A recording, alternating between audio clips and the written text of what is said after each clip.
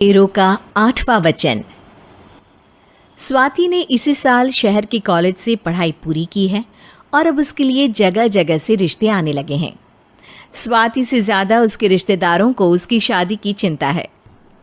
इसीलिए जो भी स्वाति के घर आता वो किसी नए लड़के की खबर ज़रूर ले आता। अरे दीदी, ये फोटो देख के बताओ कैसा है। राहुल नाम है लड़के का, मेरी सहेली की बहन का बेटा है। अपनी स्वाति के साथ एकदम प्यारी जोड़ी लगेगी इसकी। ज़रा दिखाना, फोटो तो बढ़िया लग रहा है। कोई गलत आदत वादत तो नहीं है ना इसे? और कमाता कितना है? अरे कोई गलत आदत नहीं है दीदी, आप कहो तो एक मीटिंग करवा देती हूँ, फिर सब कुछ फाइनल कर लेना। हाँ हाँ, ये सही कह रही हो तुम। संडे को स्वाति के पापा भी घर पे ही रहेंगे। बुआ फिर वहाँ से चली जाती है और रात को स्वाति की माँ उससे कहती है, स्वाति बेटा, आज कमला बुआ ने एक लड़के की फ़ोटो दिखाई है।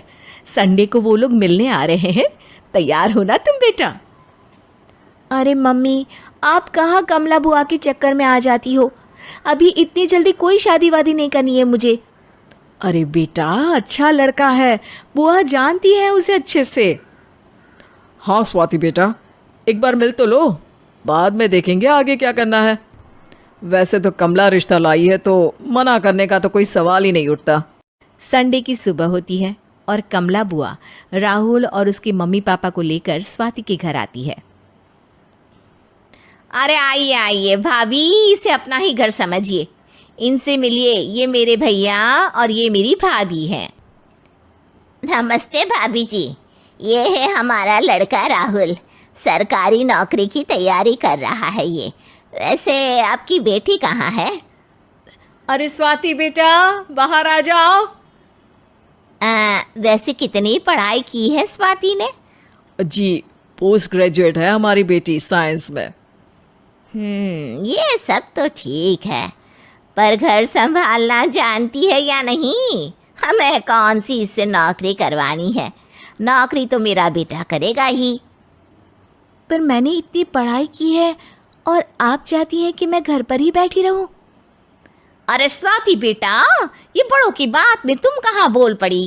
हम सब देख लेंगे क्या करना है क्या नहीं। हम तो इसी बात पर विश्वास करते हैं कि घर के लड़कियां घर में ही रहे तो ज़्यादा अच्छा रहता है। वरना भाई साहब, आप तो आजकल के हाल जानते ही हैं, कितनी घटनाएं होने लगी हैं औरतों के खिलाफ। स्वाति बेटा, रसोई का काम तो पूरा जानती हो ना? शादी के बाद तुम्हें ही संभालना है वो सब। अरे बहुत अच्छा खाना बनाती है ये, आप सब लोग इसकी तारीफ करते नहीं थकेंगे। लो भाई, हो गई मीटिंग, अब शादी की तारीख फाइनल कर लेते हैं, क्यों भैया? भाई, हम तो पंडित जी से चर्चा करने के बाद ही तारीख फाइनल करेंगे। सालों से हम उनकी बातें मानते हुए आ रहे हैं। लड़के वाले और कमला बुआ की बातें सुनकर स्वाति एकदम नाराज हो जाती है और उसे लगने लगता है कि शादी के बाद उसे घर पर ही बैठना पड़ेगा। लेकिन घर वालों के आगे उसकी एक नहीं चलती और उसे शादी के लिए हाँ कहना पड़ता है। शादी का दिन आ जाता है और सब मंडप में जमा होते हैं। अब फेरों का समय हो गया है, अब कन्या अपने वर से 7 वचन मांगेगी। आप किसी धार्मिक आयोजन में जाएं तो मुझे भी ले जाएंगे। आप मेरे माता पिता का भी बराबरी से सम्मान करेंगे, हमेशा मेरा साथ निभाएंगे। आपको दोनों परिवार की जिम्मेदारियां बखूबी निभानी होगी। हर ज़रूरी बात में मेरी भी राय लेंगे। आप सभी गलत आदतों से दूर रहेंगे। आप मेरे अलावा किसी और औरत से कोई गलत संबंध नहीं बांधेंगे। ये 7 वचन पूरे हुए, वर क्या तुम्हें ये सारे वचन मंजूर है? जी हाँ पंडित जी, मैं सारे वचन अच्छी तरीके से निभाऊंगा। अरे वाह वाह, बढ़िया तरीके से सब काम संपन्न हो गया। तो इसी के साथ विवाह संपन्न हुआ और आज से ये दोनों पति पत्नी हुए। 1 मिनट पंडित जी, अभी एक वचन लेना बाकी है। अब कौन सा वचन है बेटा? मैं अब हमेशा के लिए किसी दूसरे घर में जाने वाली हूँ, तो पति के अलावा मैं अपने सास ससुर से भी एक वचन लेना चाहूँगी। अब कहो बेटी। मैं ये चाहती हूँ कि मुझ पर किसी बात की कोई पाबंदी नहीं लगाई जाएगी। मुझे सब कुछ करने की आज़ादी होगी और मैं भी विश्वास दिलाती हूँ कि मैं एक अच्छी बहू बन के दिखाऊंगी।